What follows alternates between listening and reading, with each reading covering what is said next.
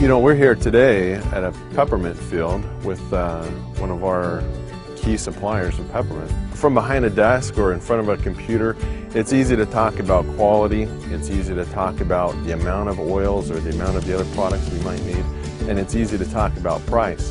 But when we're out here in these fields and talking with the actual people that work these farms and produce the plants and the oils, it becomes way more real. That's why I love dōTERRA. It's the people that make the products great. My great-grandfather, an immigrant from Germany in the late 1800s, and him and his son, his family, they started to produce peppermint. We're still growing that same mint, same variety actually, the same farm, some 80 years later.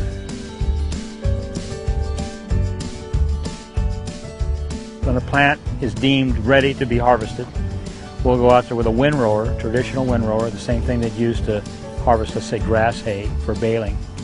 And it'll field dry out there for 3 to 5 days depending on its temperature.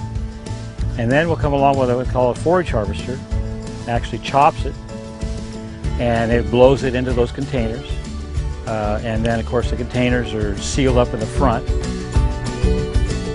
Portable wagons come in from the field filled with the chopped material. The mint would be the stems and the leaves. Inside these tubs are lined, exposed, perforated tubes where the steam can be blown in. High pressure steam goes in and it travels up inside the tub, actually exploding the oil glands which are held underneath the leaves. You can actually do the same thing by just squeezing the plant, but that'd take a lot of people in there to do all that to all those leaves.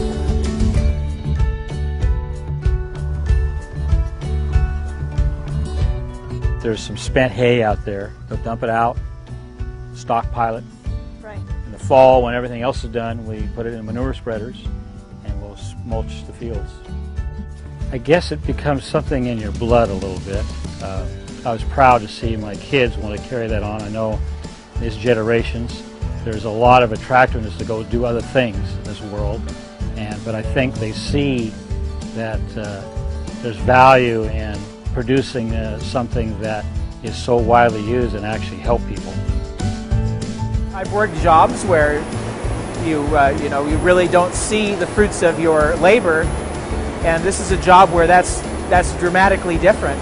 I get to hold in my hand the product of my work, and it's an amazing thing. I mean, even as busy as I am, I still take a moment just to realize what I'm doing and just what it means, and to know that there's people that appreciate our oils and enjoy it in the end products where it goes. It means a great deal to me.